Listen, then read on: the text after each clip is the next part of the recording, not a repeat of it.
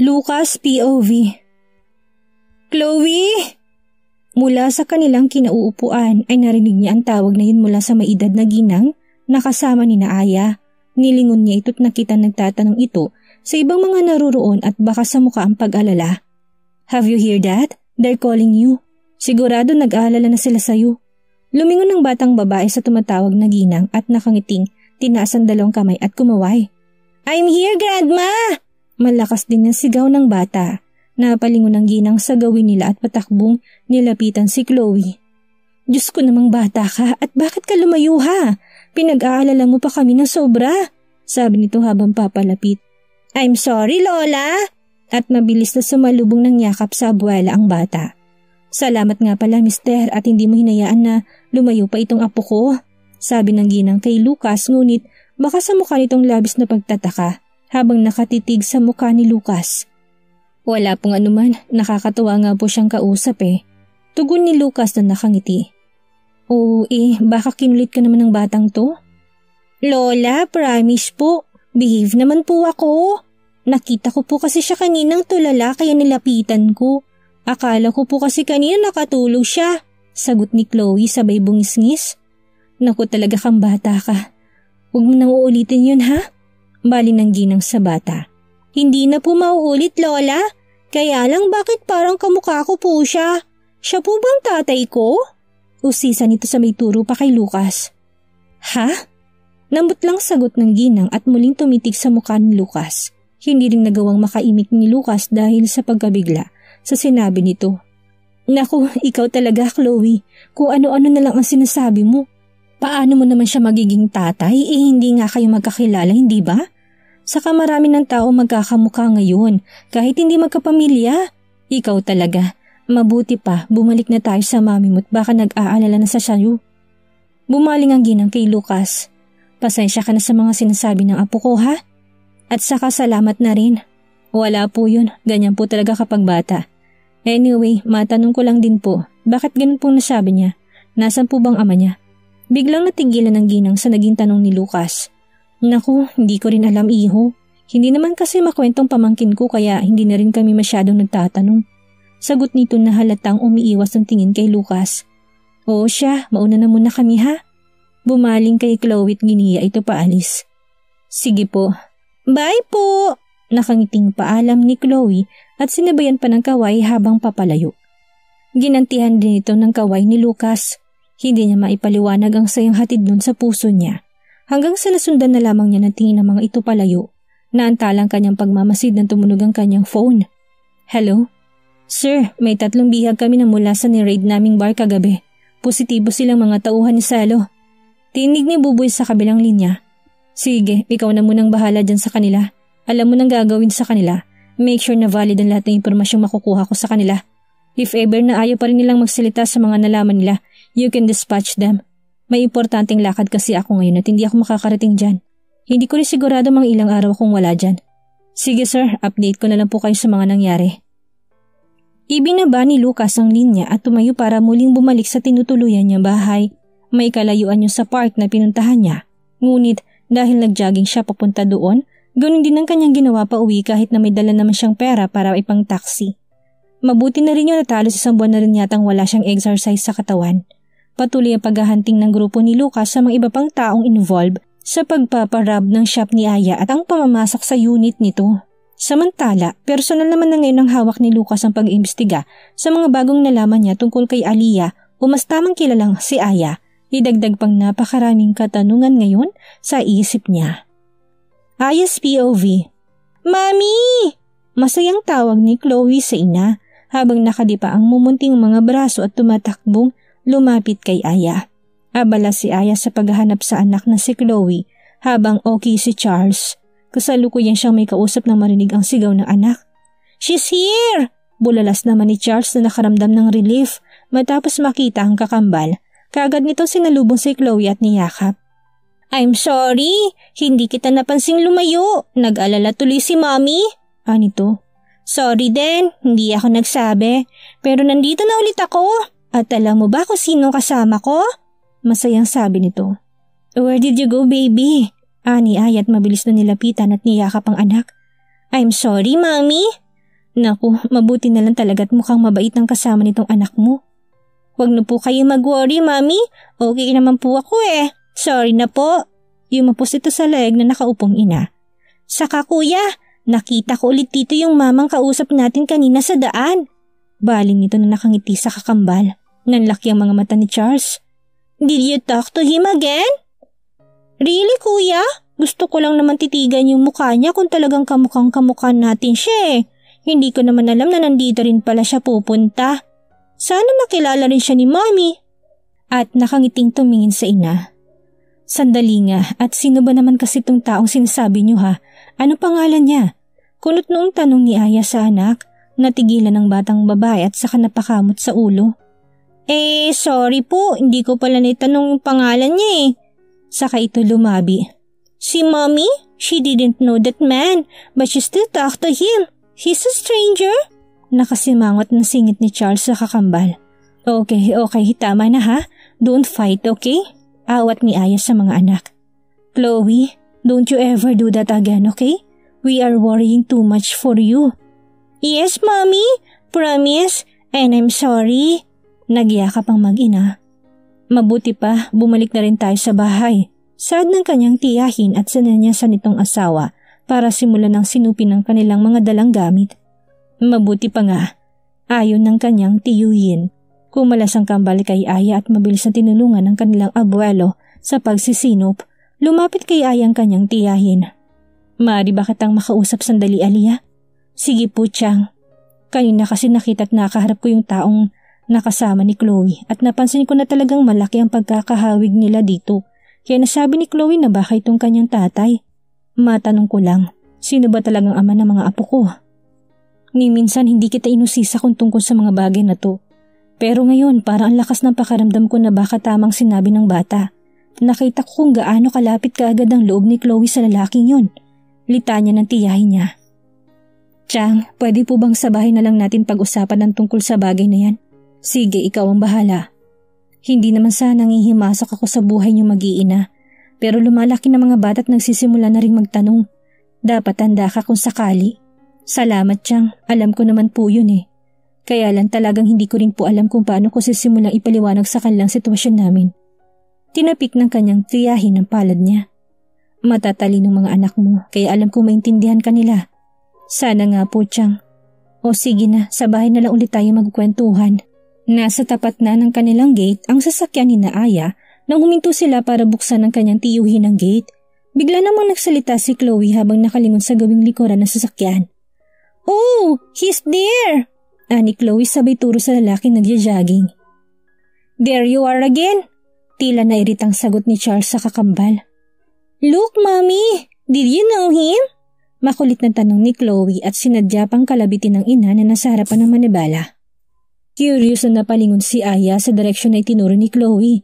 Biglang pagbilis ng kabog ng kanyang dibdib na mapagsinong taong tinuturo nito. Lucas? Wala sa loob na nabigkas ni Aya. You know him, Mommy? Nanlaki ang mga matang tanong ni Chloe sa ina. Do you know him, Mommy? Tanong ni Chloe na nakapagpalingon kay Aya dito. Seryosong nakatitig naman si Charles sa kanyang ina, habang tila may pagdududa naman sa mukha ng kanyang tiyahin. Matagal muna na hindi nakaimik si Aya.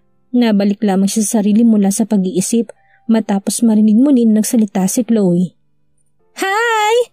Ani Chloe habang nakadungaw sa bintana ng kotse at kumakaway kay Lucas. Napansin ni Aya na gumanti rin ito ng kaway sa bata. Kilala mo bang taong yun? Baling na tanong kay Aya ng kanyang tiyahin at bahagya pa nitong tinapik ang balikat ni Aya. Makahulugang napatitig na lamang si Aya dito. Bumukas ang gate at nakita ni Aya ang pagkaway ng kanyang tiyuhin kaya kagad niyang pinasok ang kotse sa bakuran. Mabilis na bumaba si Chloe takmang lalapit sa gate. Where are you going? Tanong ni Aya sa anak. I just want to look at that man, Mommy. Para kasing dun sa kabilang bahay siya kanina galing. Baka dun na rin siya nakatira. Pumasok ka na sa loob, hindi mo pa masyadong kilala yung tao. Hindi naiwasan ni Aya ang bahagyang pag-angat ng tinig. But Mommy? Angal nito sabay padyak ng paa. No more buts. Pasok na sa loob. Seryosong aniya sabay mostra sa gawin ng pinto. Ang walang nagawang bata kung hindi sumimangot na pumasok sa loob ng bahay. Kasabay ang iba pa na hindi na nagtangkapang umimik. Alam kong pagod na rin kayo, Chang. Pwede na muna kayo magpahinga. Ako na po munang bahala sa mga bata. Ani ni Aya. Sinimulan niya nang ilabas sa mga gamit na dala nila. Okay lang ako, Iha. Ang mabuti papuntahan mo na muna ang anak mo. Baka nagtampo na yun. Salamat po, Chang. Tumango ito. Sige na, mamaya na lang ulit tayo mag-usap. Kami nang bahala dito. Nito nang tinutukoy ang mga gamit na kailangan nilang isinop. Tila naman nakakaunawang tumango ang tiyuhin niya. Walang nagawa si Aya kung hindi ang pumasok para sundan ang kambal. Naabutan niya sa sala si Charles at prenteng nakaupo habang nakatutok ang mga mata sa TV. Wala doon ang kakambal nito. Ayaw mo pa bang umakyat sa silid mo? Tanong ni Aya at nilapitan ng anak. Umiling ito't hindi sumagot. Galit ka ba kay Mami? Tumingin ito sa kanya't ngumiti sa kaumiling. Palibhasa ibibihira siya magkaroon ng time na kasamang mga ito kaya hindi siya gaano sanay sa pagiging tahimik nito. Malayo sa ugali ng kakambal nito na sobrang talas ng bibig at maboka. Tumabi siya rito at niyakap to. Ang mabuti pa, magpahinga ka na muna sa kwarto mo, okay? Bukas lalabas ulit tayo para mamasyal. I-check ko lang ang kapatid mo, okay? Yes po, Mami. Good. Sabihin mo lang kapag nagugutom ka, ha? Opo. Tumayo si Aya para umakyat sa silid ni Chloe. Kumatok muna siya ng 3 beses bago pinitang saradura ng pinto. Naabutan niya nakadapa sa kamang anak at hindi nagtangkang bumangon nang pumasok siya. Kamustang araw ng munting anghel ko? Bungad na sabi ni Aya at lumapit sa kama nito't naupo. Hindi pa rin ito umiimik at nanatiling nakadapa pa rin at nakasubsob ang mukha sa unan. Baby, tell me, galit ka ba kay Mami? Hindi rin ito umimik. Come on, tell pa me if you're mad. I'm sorry kung medyo nataasan yata kita ng boses kanina, ha? Concern lang naman si Mami sa inyo. Hindi mo pa kilalang masyado yung tao para maging close ka sa kanya. Malumanay na sabi ni Aya at banayad na hinagod ang likuran nito. Sa panahon ngayon, marami mapagsamantala at ayaw kong isang araw makita ko kayong nasa peligro. Kaya hanggat maaari ayaw ko sanang napapalapit kayo sa iba lalo na kung hindi naman natin kadugo. Dagdag na paliwanag pa ni Aya habang hindi tumitigil sa paghagod sa likod nito. But ay mabigil na, Mami. At mukhang hindi naman salbahe yung mamang yun. Saka narinig ko kaninang tinawag mo siyang Lucas. Kung ganun, kilala mo rin siya. Saka napansin niyo po bang parang kamukha namin siya ni Kuya? Anong malay natin kung kilala pala niyan daddy namin? Nakasimangot na sagot nito. Sandaling natigilan si Ayat na palunok ng sariling laway bago muling nakaimik. Anak, hindi naman sa gusto ko kayong pagbawalan. Kaya lang masyadong delikadong panahon ngayon at takot ako na baka mamaya nagpapanggap lang pala na mabait yung tao kahit na hindi naman pala. Kaya makinig ka na lang sa sasabihin ni Mami, okay? Pero, pwede po bang makita namin siya bukas ni Kuya? Pwede rin po kayo sumama para naman makilala niyo na rin siya. Gate pa rin ito. Napabuntong hininga si Aya sa pagiging desidido ng anak. Siya na rin yatang mauubusan ng dahilan dito. Hindi tuloy niya malaman kung kaninong ugali bang nakuha nito. Sa kanya o sa ama nito. Nabahiran tuloy ng lungkot ang mukha niya si isiping iyon. Mami? Okay lang po ba kayo? Galit po ba kayo? Promise naman po mag-behave naman ako eh. Biglang lumungkot ang ekspresyon ng mukha nito. Nakadaman ng awa si Aya sa nakitang lungkot sa mga mata ng anak. Alam niya na hindi pa nagtatanong ang mga ito ng tungkol sa kanilang ama. But sooner or later, baka marsurpresa na lamang siya na maraming katanungan ng mga ito kagaya ngayon. At hindi pa rin siya sigurado kung handa na nga ba talaga siyang sabihin sa mga ito ang totoo. Ngayon palang tila nakikita na niyang lungkot sa mukha ng mga ito sakali man nasabihin niyang maging siya hindi kilala kung sinong ama nila. Ayaw niyang masabihan ng irresponsable, ngunit tila tanggap na niya yun ngayon pa lang. Patuloy lang ng pagiging irresponsable niya sa sariling pag-iingat ang nagdala sa kanya sa ganitong sitwasyon. Bagamat wala naman siyang pinagsisisihan. Mami, please? Sabi nito't pinagdikit pang palad sa ibaba ng baba nito habang sumasamo. Tila nabagabag ang damdamin ni Aya sa nakitang itsura nito. Humugot muna ng malalim na hininga si Aya bago sumagot kasabay ang pagtango. Okay, you can see him tomorrow. Aniya, hindi rin niya maintindihan ang kanyang sarili kung bakit tila na-excite siya sa isiping makikita rin niya ito bukas. Kasabay ang nararamdamang pagkasabi kayang malakas na kabog ng kanyang dibdib. Halos hindi dalawin ng antok si Aya ng gabing iyon. Hindi maalis sa kanyang isip ang mga tinatanong ng kanyang tiyahin at ang sinabi ng kanyang anak na si Chloe na kahawig nila si Lucas. Palibas ay hindi niya na yun napagtuunan ng pansin noon, bagamat isa yun sa una niyang napuna dito matapos ang una nilang pagkikita noon sa isang auction habang sinasagawa niyang isang misyon.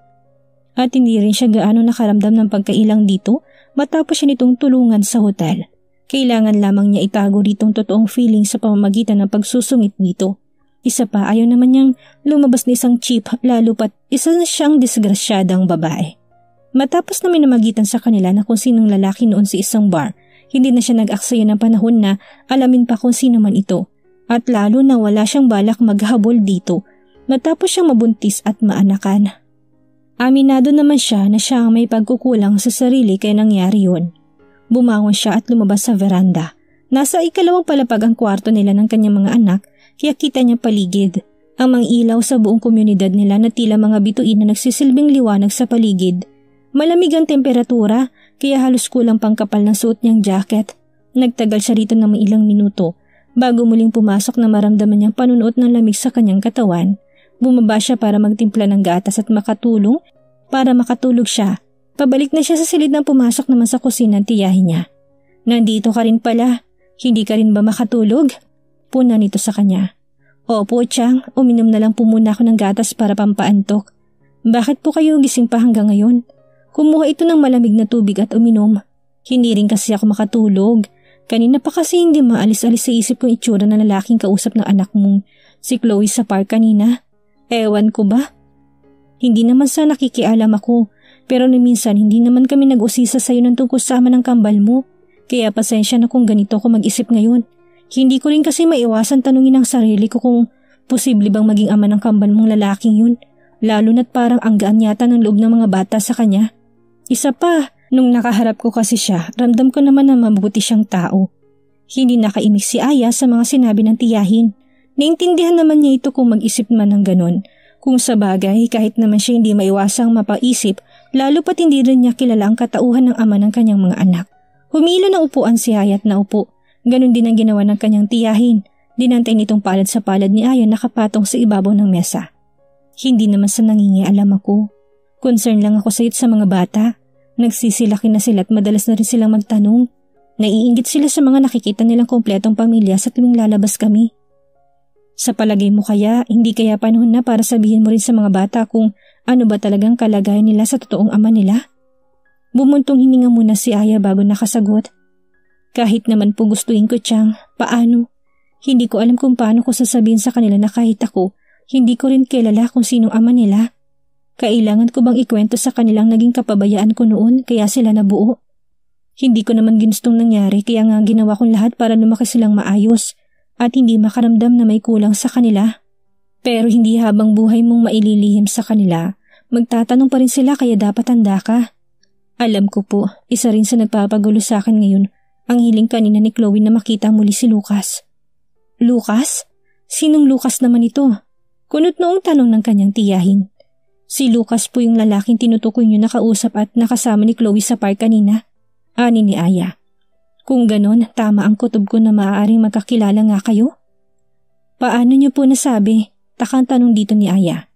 Ramdam ko lang at kita ko sa mukha mo kanina nang kawayan ni Chloe ang lalaking yun. Nahihiya naman ako, Chang. Anong nakakahiya doon? Sabihin mo nga sa akin, totoo rin bang kutob ko na siya ang ama ng kambal mo? Nakangiting tanong nito. Sa aura nito, tila umaasam ito na positibong sagot mula sa kanya. Chang naman, walang ganun ah. Baka may makarinig sa iyo dyan at isiping totoo nga yung sinasabi niyo. Hindi maiwasan ni Aya ang pamulahan ng muka. Natawa ito sa naging itsura niya. Ano naman ang masama doon? Sa unang tingin ko pa lang naman sa kanya, masasabi ko nang mabuti siyang tao. Chang, hindi mo lang siya kilala. Mukha nga siyang anghel pero kabaliktaran nun ang pagkatao niya. Isa pa, kahit siguro ako, hindi ko muna aasamin na siya ang maging ama ng kambal ko. Nakalabing sabi ni Aya. Ha? Bakit naman? Chang, delikadong tao yun. Sa atin lang tong dalawa ha. Pinuno po siya ng mga mafia. Bulong niya. Ha? Nagulat na saad ng ginang. Totoo bang sinasabi mo? Pinuno, ibig sabihin, leader siya ng mga taong kagaya sa napapanood ko sa mga pelikula? Yung walang awang pumapatay na mga tao at nagpaparusa? Malungkot ang mukha na patango si Aya.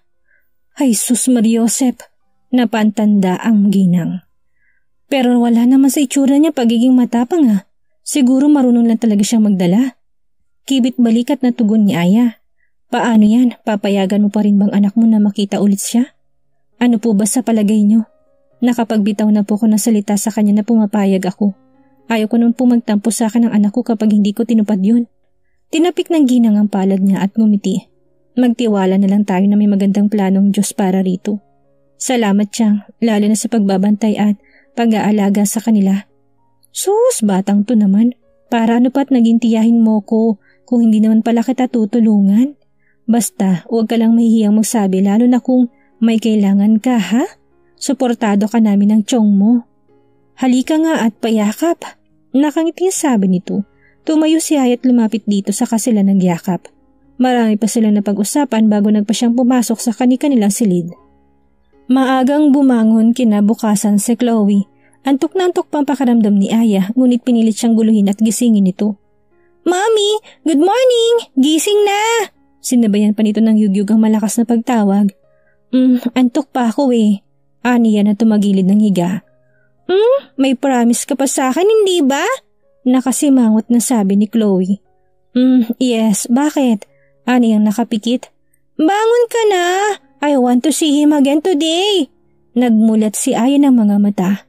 But how? Kunot noong tanong niya muli sa anak. Maybe he will go to the park again today? Let's meet him! Napabuntong hininga si Aya sa sinabi nito at patamad na bumangon. Wala siyang choice kung hindi pagbigyan ito. Okay, fine. Yay! Napatalon ito sa tuwa at niyakap siya sa bewang. Napailing na lamang si Aya, bagamat may kudlit ng sayang pumuno sa puso niya matapos makitang saya sa mukha ng anak. Bakit nga ba ang hirap tanggihan ng anak? Piping tanong niya sa sarili at napangiti. Maaga pa lamang ihanda ng kanyang kambal para magtungo sa park. Kagaya ng pinangako niya sa anak na si Chloe, pumayag siya na muling makipagkita ito kay Lucas kahit pa nga labis-labis ang kabang nararamdaman niya. Hindi rin kasi niya maintindihan ang kanyang sariling nararamdaman kung matutuwa o maiinis. Hindi rin niya sigurado kung nagkataon nga lang ba na nandito ito o sadyang sinusundan siya. Ano pa man ang dahilan, nandito na't nakita nito ng mga anak niya. Kaya no choice rin naman siya para tumanggi siya sa munting hiling ng anak. Pagdating pa lang nila sa park, ay kaagad ang nahagip ng tingin ni Chloe ang bulto ni Lucas na kasalukuyang nagja-jogging sa park. Mommy, he's there! Sabay turo sa gawin ni Lucas. Gusto mo ba talaga siyang lapitan? Nakita mo naman na parang busy yung tao. Seryosong sabi ng kakambal nitong si Charles. Hindi maiwasan ni Ayang mapangiti. Aminado naman siya na may pagka-istrikto si Charles. Taliwas sa pagiging malambing ni Chloe. Hindi naman kita pinipilit na kausapin siya, kuya. Kung ayaw mo, edi wag! Ani Chloe sabay ingon sa kakambal. See? Bago mo pa lang siyang nakikilala, pero akala mo tagal mo na siyang kaibigan. Taas kilay na sagot ni Charles. Kuya, hindi naman masamang maging friendly Saka gusto ko siyang makilala rin ni Mami para maniwala siya sa sinasabi kong kamukha natin siya. Saka umusod ito sa tabi ng kakambal at bumulong. Anong malay mo? Baka siya ng daddy natin. Hindi ba? Mula ng baby pa tayo hanggang ngayon, hindi pa natin nakikita ang daddy natin. Sabi nila Lola, si Mami lang daw nakakaalam kung nasan si daddy. Anong malay mo? Baka siya na nga. Di bang saya nun? Nakangiting sabi muli ni Chloe. Hindi ka pa nag-iisip? Napapanood mo naman sa TV yung mga taong magkakamukha kahit di naman related. Yun pa talagang naisip mo? Kunot noong sagot ni Charles. Kahit na, kuya. Saka mukhang mabait naman siya eh. Hindi ka ba masaya? Kapag nakilala na natin ang daddy natin, hindi na tayo mainggit sa ibang kalaro natin. Nakasama nilang daddy nila. Saka may maghahatid na sa atin sa school palagi. Tila nangangarap na dugtong nito. Chloe! Nanlalaking mga matang baling dito ng kakambal. Nilapitan ni Ayang mga anak nang makitang tila seryoso ang pinag-uusapan ng mga ito.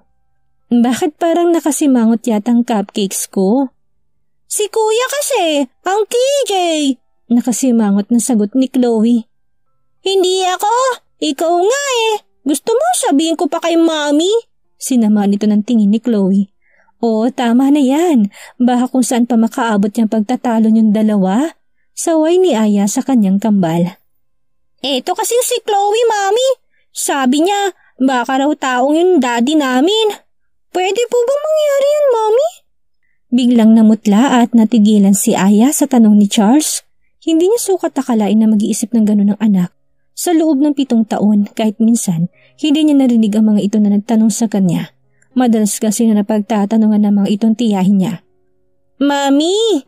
Untag sa kanya ni Charles at hinawakan siya sa palad. Sorry po! Saka bumaling na nakasimangot na kambal. Napalunok na sariling laway si Aya bago nakuhang sumagot. It's okay anak, hindi naman ako galit sa sinabi ng kapatid mo. Hayaan nyo, darating din yung time na makikilala yung daddy nyo. Pero hindi pa muna sa ngayon, okay? At ang taong nakilala nyo dito, hindi siyang daddy nyo, okay? But I wish siya na lang sanang maging daddy namin. Hihilingin ko kay Fairy Godmother na sana siya na ang maging daddy natin. Nakaginting sagot ni Chloe na bumaling sa kakambal. Nakagat ni Ayang pang ibabang labi matapos marinig ang sinabi ng anak. Hindi niya maiwasang makaramdam ng guilt sa sinabi nito. Paano naman kasi niya ihaharap sa mga itong tatay ng mga anak niya, gayong hindi naman talaga niya ito kilala. Kung sana kahit mukha man lang ng lalaking yon na nakasama niya at nakasiping ng isang gabi ang nakita niya. Kahit sana papano, hindi siya mahirapang hanapin ito ngayon. Napalis ang malalim niyang pag-iisip na biglang may magsalita sa likuran nila. Natigilan si Aya na makilalang tinig nito. Hi, sweetie girl! Bati nito kay Chloe. Hello! Malambing na sagot ni Chloe saka kumaway pa. Hello! Bati nito kay Charles na natiling seryosong muka. Hi! Tipid na sagot ni Charles habang nakatitig dito. Heto nga palang mami namin! Ani Chloe tinawakan si Aya sa kanyang braso at pilit na pinapaharap. No choice kung hindi ang harapin ito. Hi! Alanganing ngiti ang gumuhit sa mga labi ni Aya na makita ito. Aya? Kunuway na sorpresang sabi ni Lucas. You know my mommy? Tila hindi makapaniwalang sabi ni Chloe. Yes, we're friends. Sagot kagad ni Lucas. Bahagyang napatungo na lamang si Aya bilang pagsang-ayon. I knew it! Pumapalakpak pang sabi ni Chloe. Yesterday, you called him Lucas? Am I right, mommy? Namulang mukha ni Aya dahil sa sinabi ng anak. Kahit kailan talaga, hindi maparinuhan ang bibig nito. Obviously nakahapon pa siya aware na nandito rin ito. Tamang tiyahin niya na itong pinakamatanong sa kambal niya. Marami silang napagkwentuhan. Hindi makapaniwala si Aya na napakaraming handang tanong ni Chloe para rito. Habang nanatiling tahimik naman at nagmamasid ang kakambal nitong si Charles. May asawa na po ba kayo? Tanong ni Chloe habang nasa kalagitnaan sila ng pagkain. Malakas na napatawa si Lucas habang si Aya naman ay napakalakas ng kabog ng dibdib. Hindi niya maintindihan ang sarili kung bakit maging siya ay umaasam sa magiging sagot nito. Mukha na ba akong may asawa? Sagot ni Lucas sa bata at bahagyang pinisilang baba nito. Hindi po, kasi baka mamaya may magalit po kapag nakita kang kasama kami. Kagaya po na napapanood namin sa TV. Mas lalo pang lumakas ang tawa ni Lucas na aliw kay Chloe. Maging si Aya hindi naiwasang makaramdam ng hiya sa naging pangungulit ng anak. Chloe, hindi naman tamang makialam sa personal na buhay ng iba. Tila pagpapaalala ni Aya sa anak. Hindi naman po, Mami. Kaya lang baka may magalit tapos awayin tayo. Nakangusong sabi ng bata. Halos hindi maputol ang tawa ni Lucas sa sagot ng bata.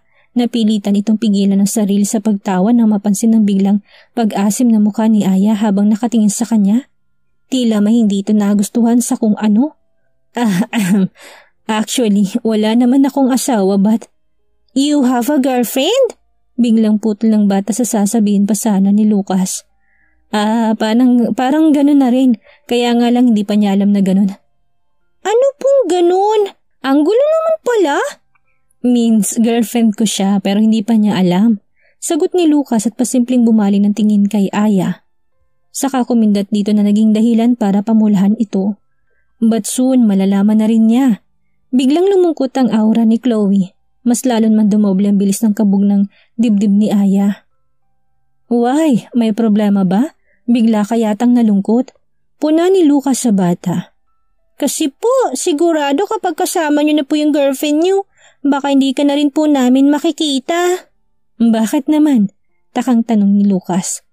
Siyempre po, magagalit na yun sa amin. Tsak ko na hindi siya ganun. 100% na mabait siya. Talaga po? Tumango si Lucas. Don't worry, kayong unang-unang makakilala sa girlfriend ko. Promise.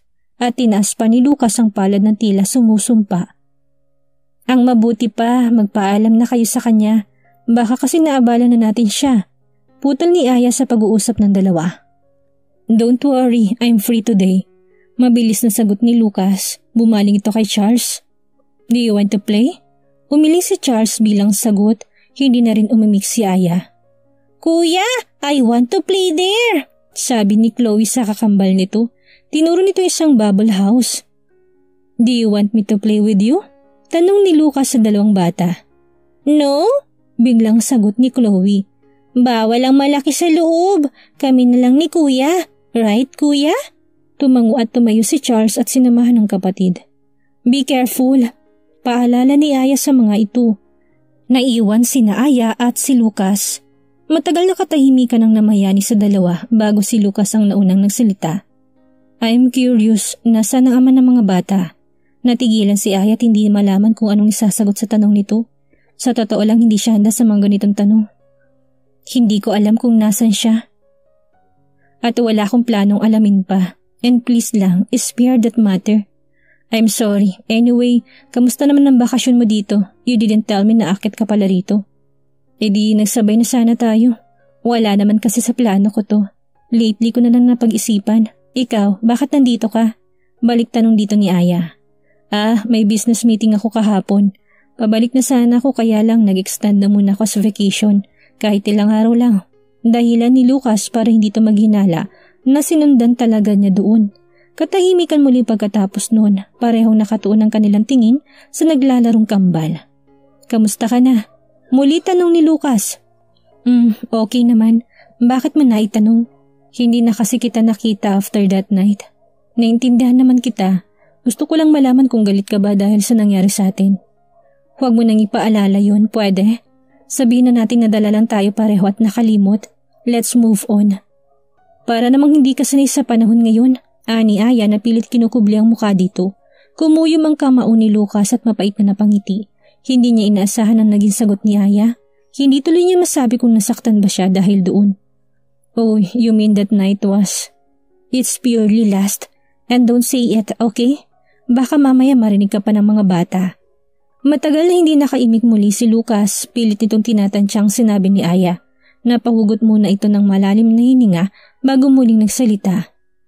Ganyan din ba ang sinabit nararamdaman mo sa ama ng mga anak mo few years ago? Just because of pure lust? Tila may bara sa lalamunan tanong ni Lucas kay Aya. Natigilan si Aya sa sinabi ni Lucas at napabaling ng tingin dito. Ipagtapat na kaya ni Lucas kay Aya na siya ang lalaking nakasiping niya ng gabing iyon? Dahil sa pagiging malapit ni Chloe kay Lucas, maging daan kaya ito para mahanap ni Aya ang lalaking ama ng kanyang mga anak? Yan ang ating aalamin sa susunod nating kabanata.